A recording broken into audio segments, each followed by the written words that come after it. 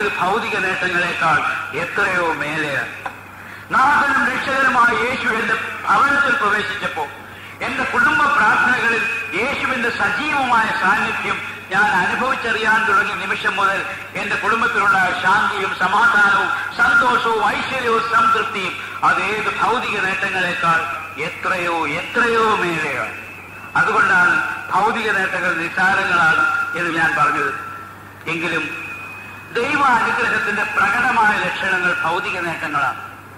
നാഥനും രക്ഷകനുമായ യേശുവിനെ ഞാൻ സ്വീകരിച്ചു കഴിഞ്ഞപ്പോൾ എനിക്കുണ്ടായ ആത്മീയ ആഹ്ലാദത്തെ പറ്റി ഞാൻ എത്ര വർണ്ണിച്ചാലും എല്ലാവർക്കും അത് മനസ്സിലാവണമെന്നില്ല. എപ്പോഴും ദൈവാനുഗ്രഹത്തിന്റെ മനുഷ്യന് മനസ്സിലാകുന്ന പ്രകടമായ ലക്ഷണങ്ങൾ ഭൗതിക നേട്ടങ്ങളാണ്. അതുകൊണ്ട് എന്റെ ജീവിതത്തിലുണ്ടായ അത്യത്ഭുതകരങ്ങളായ ചില ഭൗതിക നേട്ടങ്ങളെ കുറിച്ച് മാത്രം ഇവിടെ പറഞ്ഞുകൊണ്ട് ഈ സാക്ഷ്യം ഞാൻ അവസാനിപ്പിക്കുക. ഏതാനും ചില ഭൗതിക നേട്ടങ്ങൾ മാത്രം എടുത്തു പറയുമ്പോൾ ആ നേട്ടങ്ങളുടെ തെരഞ്ഞെടുപ്പിന് ഒരു പ്രത്യേക പരിഗണന, ഒരു മാനദണ്ഡം വേണം. എന്റെ ജീവിതത്തിലുണ്ടായ ഭൗതിക മാറ്റങ്ങളിൽ രേഖാമൂലമായ തെളിവ് ഹാജരാക്കാൻ കഴിയുന്ന കാര്യങ്ങൾ മാത്രമേ ഞാൻ ഇവിടെ പറയുന്നുള്ളൂ. കാരണം ഈ സാക്ഷ്യം പറയുമ്പോൾ ഭൗതിക നേട്ടങ്ങളെ കുറിച്ച് എടുത്തു പറയുക ഒരു വില കുറഞ്ഞ ഇടപാടാണ് എന്നൊക്കെ പുറത്തൊരു പ്രചരണം നടക്കുന്നുണ്ട്. ഈ പ്രചരണക്കാർക്കുള്ള എന്റെ മറുപടിയായി ആര് എപ്പോൾ ചോദിച്ചാലും കാണിക്കാൻ പാകത്തിൽ രേഖാമൂലമായ തെളിവുകൾ ഞാൻ സൂക്ഷിച്ചിട്ടുള്ള കാര്യങ്ങൾ മാത്രമേ ഇവിടെ പറയുന്നുള്ളൂ. 92 ജൂൺ 27 ജൂൺ മാസം അവസാനത്തെ ആഴ്ചയിൽ ജീവിതത്തിൽ ആദ്യമായി ഞാൻ യേശുവിനോട് പ്രാർത്ഥിച്ചു. ജൂലൈ മാസം ആദ്യത്തെ ആഴ്ച, തൊട്ടടുത്ത ആഴ്ചയിൽ എന്റെ അപേക്ഷയോ എന്റെ അപ്പീലോ ഒന്നുമില്ലാതെ, ഏതെങ്കിലും തരത്തിലുള്ള എന്റെ പ്രവർത്തനമോ എന്റെ സമ്മർദ്ദമോ ഇല്ലാതെ, സത്യത്തിൽ ഞാൻ അറിയാതെ കേന്ദ്ര ഗവൺമെന്റ് ഒരു തീരുമാനമെടുത്തു. ഒരു നയപരമായ തീരുമാനം. എന്റെ അപേക്ഷയോ എന്റെ അപ്പീലോ ഒന്നും പരിഗണിച്ചുള്ള തീരുമാനമല്ല. നരസിംഹ റാവുവിന്റെ നേതൃത്വത്തിലുള്ള കേന്ദ്ര ഗവൺമെന്റ് എടുത്ത ഒരു നയപരമായ തീരുമാനം. പോയ ഗവൺമെന്റ്, രാജീവ് ഗാന്ധിയുടെ ഗവൺമെന്റ്, രാഷ്ട്രീയ കാരണങ്ങളുടെ പേരിൽ കരി നിയമങ്ങൾ ഉപയോഗിച്ചുകൊണ്ട് സർവീസിൽ നിന്ന് പിരിച്ചുവിട്ട മുഴുവൻ ജീവനക്കാരെ തിരിച്ചെടുക്കണം.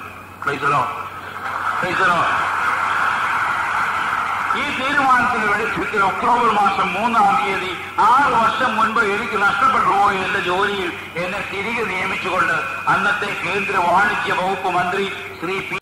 എന്റെ ജോലിയും വരുമാനവും നഷ്ടപ്പെട്ടു പോയ സമയത്ത് എന്റെ വീടിന് തൊട്ടടുത്ത് ലൈഫ് ഇൻഷുറൻസ് കോർപ്പറേഷനിലെ ഒരു ഡെവലപ്മെന്റ് ഓഫീസറായിരുന്നു താമസം. എന്റെ ജോലിയും വരുമാനവും നഷ്ടപ്പെട്ടു പോയ സമയത്ത് സത്യത്തിൽ എന്നോട് പറയാതെ ഞാൻ അറിയാതെ ഈ വിദ്വാൻ എന്റെ ഭാര്യയെ കൊണ്ട് LICയുടെ ഏജൻസി ഏൽപ്പിച്ചു. ലൈഫ് ഇൻഷുറൻസ് LIC ഏജന്റായി ജോലി ചെയ്യാം, മറ്റും വരുമാനം ഉണ്ടാക്കാം, കുഞ്ഞുങ്ങൾക്ക് ആഹാരം കൊടുക്കാൻ, മറ്റു മാർഗമൊന്നുമില്ല. നല്ല ഉദ്ദേശം. പക്ഷെ പഠിപ്പും പ്രാപ്തിയില്ലാതെ ആ ജോലി ഫലപ്രദമായി ചെയ്യാൻ അവളെ കൊണ്ട് പറ്റില്ല. അവൾക്കറിയാം. അവൾ പ്രതീക്ഷിച്ചത് അവൾക്ക് വേണ്ടി ഞാൻ ആ ജോലി ചെയ്തോളൂ എന്നാണ്. പക്ഷെ ഞാൻ ആ ജോലി ചെയ്തില്ല. അതെന്റെ അഭിമാനത്തിന്റെ പ്രശ്നമാണ്. മുൻപ് എന്റെ ജോലിയും പദവിയും ഉപയോഗിച്ച് ഞാൻ പരിചയപ്പെട്ട എന്റെ സുഹൃത്തുക്കളുടെ അടുത്ത് പോയി എന്റെ ജോലിയും വരുമാനവും ഒക്കെ നഷ്ടപ്പെട്ടു പോയി, എന്നെ സഹായിക്കണം, ഇൻഷുറൻസിൽ ഒരു പോളിസി എടുക്കണം എന്നൊന്നും യാചിക്കാൻ എന്റെ അഭിമാനം സമ്മതിച്ചില്ല. ഞാൻ ആ ജോലിക്ക് പോയിട്ട് അങ്ങോട്ട് തിരിഞ്ഞു നോക്കിയില്ല. ഈ 6 വർഷവും ഞങ്ങൾ ജീവിച്ചത് മുഴുവൻ ഞങ്ങൾക്കുണ്ടായ ഭൗതിക സമ്പത്ത് മുഴുവൻ എഴുതി വിറ്റുകൊണ്ടാണ്. അങ്ങനെ വിറ്റ് എല്ലാം അവസാനിച്ചു. ഇനി വിൽക്കാനൊന്നും ബാക്കിയില്ല. അപ്പോൾ ഞാൻ എന്റെ ഭാര്യയോട് പറഞ്ഞു, ഇനി എന്ത് ചെയ്യും? ഒരു കാര്യം ചെയ്യാം, താൻ ഈ LICയുടെ ജോലി തുടങ്ങിക്കൂ, ഞാൻ സഹായിക്കാം. ഞങ്ങൾ രണ്ടുപേരും ചേർന്ന് ആ ജോലി ചെയ്യാൻ തുടങ്ങി. വളരെ ആകസ്മികമായി എന്ന് തന്നെ പറയണം. ഞങ്ങൾ ആ ജോലി ചെയ്യാൻ തുടങ്ങിയത് യേശുവിനോട് പ്രാർത്ഥിക്കാൻ തുടങ്ങിയതിന് ശേഷമാണ്. ഞങ്ങളുടെ ഓരോ ചുവടുവെപ്പിലും യേശുനാഥൻ ഞങ്ങളോടൊപ്പം സഞ്ചരിച്ചു. ഇൻഷുറൻസിന്റെ ബിസിനസ്സിൽ ഞാനും എന്റെ ഭാര്യയും ചേർന്ന് ചെയ്ത മുഴുവൻ ജോലിയും പൂർണ്ണമായി വിജയപ്രദമായി. ഇപ്പോൾ SSLC 2 പ്രാവശ്യം തോറ്റ് പാസ് പാസ്സായ എന്റെ ഭാര്യ, വിവരമില്ലാത്ത നാട്ടുംപുറത്തുകാരി ഭാര്യ, ലൈഫ് ഇൻഷുറൻസ് കോർപ്പറേഷന്റെ കോട്ടയത്തെ 2-ാം നമ്പർ ബ്രാഞ്ചിൽ നിന്ന് പ്രതിമാസം 5700 രൂപ നിശ്ചിത വരുമാനം സ്വീകരിക്കുന്നു. Praise the Lord, praise the Lord. ഭൗതികമായി തന്നെ അവളും രക്ഷപ്രാപിച്ചു, സ്വതന്ത്രമായി രക്ഷപ്രാപിച്ചു. ഞാൻ കൂടാതെ അവൾക്ക് ജീവിക്കാം. Praise the Lord, praise the Lord. കുടുംബത്തിലെ 3-ാമത്തെ അംഗം എന്റെ മൂത്ത മകൾ. കന്യാസ്ത്രീകൾ നടത്തുന്ന ഒരു ആശുപത്രിയിലാണ് അവൾ ജനിച്ചത്. വീടതിനടുത്തായിരുന്നത് കൊണ്ട് ഈ ആശുപത്രിയിൽ ഈ കന്യാസ്ത്രീകളാണ് അവളെ വളർത്തിയത് എന്ന് വേണമെങ്കിൽ പറയാം. ഞാൻ മുമ്പ് പറഞ്ഞതുപോലെ എന്റെ ഭാര്യയുടെ സ്നേഹിതകളായ ചില കന്യാസ്ത്രീകളൊക്കെ ഈ ആശുപത്രി ജോലി ചെയ്യുന്നുണ്ടായിരുന്നു. ഏതെങ്കിലും ഒരു സഹോദരി രാവിലെ വന്ന് എന്റെ മകളെ എടുത്തുകൊണ്ട് പോകും. പാലൊക്കെ കൊടുത്ത് അവിടെ തന്നെ വളർത്തി. അവളുടെ ബുദ്ധിയും ഓർമ്മയും ഉറയ്ക്കുന്ന ബാല്യകാലം മുഴുവൻ രോഗികളെ ശുശ്രൂഷിക്കുന്ന കന്യാസ്ത്രീകളെ കണ്ടുകൊണ്ടാണ് അവൾ വളർന്നത്. അതുകൊണ്ടായിരിക്കും എന്ന് ഞാൻ വിചാരിച്ചു. 92 ഏപ്രിൽ മാസത്തിൽ ഞങ്ങൾ യേശുവിനെ നാഥനും രക്ഷകനുമായി സ്വീകരിക്കുന്നതിന് 2 മാസങ്ങൾക്ക് മുൻപ് പ്രീ ഡിഗ്രി പാസ്സായി കഴിഞ്ഞപ്പോ എന്റെ മകൾ എന്നോട് പറഞ്ഞു, എനിക്ക് നേഴ്സ് ആവണം, നഴ്സിംഗ് പഠിക്കാൻ പോകണം.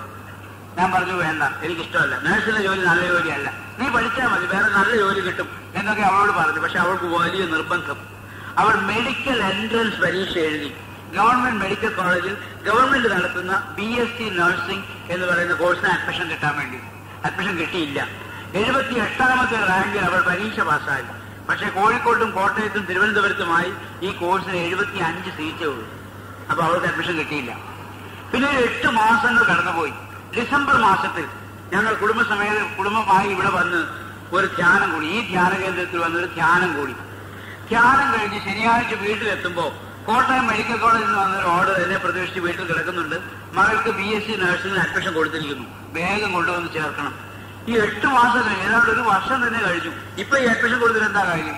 ഞാൻ മെഡിക്കൽ കോളേജിൽ പോയി പ്രിൻസിപ്പലിനോട് ചോദിച്ചു, ഇപ്പൊ അഡ്മിഷൻ കൊടുക്കാൻ എന്താ കാര്യം? ആ പ്രിൻസിപ്പലിനോട് എനിക്കറിയാൻ വയ്യ. കഴിഞ്ഞ ആഴ്ച ഗവൺമെന്റിൽ നിന്ന് ഒരു ഓർഡർ വന്നു, 75 സീറ്റ് എന്നുള്ളത് 80 സീറ്റാക്കി വർദ്ധിപ്പിച്ചിരിക്കുന്നു. 5 സീറ്റും കൂടെ കൂടുതൽ അനുഭവിച്ചു. അതുകൊണ്ടാണ് നിങ്ങളുടെ 78ാമത്തെ റാങ്കുകാരും ആൾക്ക് അഡ്മിഷൻ കിട്ടിയത്. ഏതായാലും അഡ്മിഷൻ കിട്ടിയത് വലിയ ഭാഗ്യമായി. വേഗം വന്ന് ചേർന്നോളാൻ പറഞ്ഞു. പ്രിൻസിപ്പൽ അറിയില്ല എന്താ കാര്യം, എനിക്കറിയാം എന്താ കാര്യം. ഞാൻ കമ്മ്യൂണിസ്റ്റുകാരനാണ്, രാഷ്ട്രീയ പ്രവർത്തകനാണ്. എന്തുകൊണ്ടാണ് ഗവൺമെന്റ് 5 സീറ്റും മറ്റും വർദ്ധിപ്പിക്കുന്നതെന്ന് എനിക്കറിയാം. പിന്നെ ഞാൻ അന്വേഷിച്ചു, ശരിയാണെന്ന് ബോധ്യപ്പെടുകയും ചെയ്തു. 80ാമത്തെ റാങ്ക് കിട്ടിയ പെൺകുട്ടി ഒരു MLA-യുടെ മകളായിരുന്നു. അപ്പൊ അവർക്ക് അഡ്മിഷൻ കൊടുക്കാതിരിക്കാൻ പറ്റില്ല. അവർക്ക് അഡ്മിഷൻ കൊടുക്കേണ്ടി വന്നതുകൊണ്ട് 78ാമത്തെ റാങ്കുകാർ എന്റെ മകൾക്ക് അഡ്മിഷൻ കിട്ടി. അഡ്മിഷൻ കിട്ടിയപ്പോൾ എനിക്ക് ഒരു കാര്യം മനസ്സിലായി, അവളുടെ ഭാവി സുരക്ഷിതമാണ്. ഇപ്പോഴത്തെ നിയമം അനുസരിച്ച് ഈ പരീക്ഷ BSc നഴ്സിംഗ് പരീക്ഷ പാസ്സായാൽ അപ്പോൾ തന്നെ അതേ മെഡിക്കൽ കോളേജ്, അതുമല്ലെങ്കിൽ കേരളത്തിലും വെളിയിലുമുള്ള നിരവധി നഴ്സിംഗ് കോളേജുകളിൽ, അതുമല്ലെങ്കിൽ ഇന്ത്യയിലും വിദേശത്തുമുള്ള വലിയ വലിയ ആശുപത്രികളിലൊക്കെ BSc നഴ്സിംഗുകാർക്ക് എപ്പോഴും സ്വാഗതം, എപ്പോഴും ജോലി സാധ്യത. അവളുടെ ഭാവി സുരക്ഷിതമായി എനിക്ക് ബോധ്യമായി. 97 ജനുവരി 31-ാം തീയതി വരെ ഇതെന്റെ പ്രതീക്ഷയായിരുന്നു, പ്രാർത്ഥനയായിരുന്നു, ഒരുപക്ഷെ ഉറപ്പായിരുന്നു. 97 ജനുവരി 31-ാം തീയതി അവൾ BSc നഴ്സിംഗ് കോഴ്സ് പൂർത്തിയാക്കി. അവസാന വർഷ പരീക്ഷ എഴുതുന്നതിന് മുൻപ് തന്നെ എറണാകുളത്തെ ലൂർദ് ആശുപത്രിയോട് അനുബന്ധിച്ചുള്ള നഴ്സിംഗ് സ്കൂളിൽ അവൾ ട്യൂട്ടറായി നിയമിക്കപ്പെട്ടു കഴിഞ്ഞു. അവളുടെ ഭാവിയെക്കുറിച്ച് ഓർത്ത് ഞാൻ ആശങ്കപ്പെടേണ്ട ഒരു കാര്യമില്ല. ഭൗതികമായി തന്നെ അവളും രക്ഷ പ്രാപിച്ചു. കുടുംബത്തിലെ അവസാനത്തെ അംഗം എന്റെ 2ാമത്തെ മകൾ. കണക്ക് പഠിക്കാൻ കുറച്ച് മിടുക്കിയായിരുന്നു, 1-ാം ക്ലാസ് മുതൽ. ബാക്കി പല വിഷയത്തിനും വളരെ കുറഞ്ഞ മാർക്കാണെങ്കിലും കണക്കിൽ എപ്പോഴും വളരെ കൂടിയ മാർക്ക്, വളരെ ഉയർന്ന മാർക്ക്, പലപ്പോഴും 100 അങ്ങനെ സ്വഭാവം. അതുകൊണ്ട് അവർക്കൊരു ഉന്നത വിദ്യാഭ്യാസം കൊടുക്കേണ്ടി വരുന്ന സമയത്ത് അവരുടെ സ്വപ്നങ്ങളെല്ലാം പൊലിഞ്ഞു പോയി. കമ്പ്യൂട്ടർ വിദ്യാഭ്യാസം നമ്മുടെ നാട്ടിൽ വളരെ പണച്ചെലവുള്ള ഇടപാടാണ്, എന്നെ കൊണ്ട് താങ്ങാൻ കഴിയില്ല. അതുകൊണ്ട് അങ്ങനെയുള്ള ആഗ്രഹങ്ങളൊക്കെ ഉപേക്ഷിച്ചിരിക്കുന്ന സമയത്ത് 92 മെയ് മാസത്തിൽ കേന്ദ്ര ഗവൺമെന്റ് ഒരു പുതിയ പദ്ധതി ആവിഷ്കരിച്ചു. ഈ പദ്ധതി അനുസരിച്ച് ഒരു സംസ്ഥാനത്ത് നിന്ന് 150 വിദ്യാർത്ഥികളെ മാത്രം തെരഞ്ഞെടുത്ത്, ഒരു പ്രത്യേക എൻട്രൻസ് പരീക്ഷയിലൂടെ 150 വിദ്യാർത്ഥികളെ മാത്രം തെരഞ്ഞെടുത്ത് അവർക്ക് വേണ്ടി ഒരു പ്രത്യേക ഇൻസ്റ്റിറ്റ്യൂട്ടിൽ MSc കമ്പ്യൂട്ടർ സയൻസസ് അല്ലെങ്കിൽ MSc കമ്പ്യൂട്ടർ എഞ്ചിനീയറിംഗ് വരെയുള്ള ഒരു പോസ്റ്റ് ഗ്രാജുവേറ്റ് കമ്പ്യൂട്ടർ വിദ്യാഭ്യാസം നൽകാൻ പോകുന്നു. മാത്രമല്ല 2005-ാം ആണ്ട് വരെ ഈ ഡിഗ്രി എടുക്കാൻ പോകുന്നവർക്ക് കേന്ദ്ര ഗവൺമെന്റിന്റെ മാനവ വിഭവശേഷി വകുപ്പിൽ ഗസറ്റഡ് റാങ്കിൽ ജോലിയും ഉറപ്പാണ്. വളരെ ആഗ്രഹത്തോടെ പ്രതീക്ഷയോടെ എന്റെ മകളെ പഠിപ്പിച്ച് എന്റെ എൻട്രൻസ് പരീക്ഷ എഴുതിച്ചു.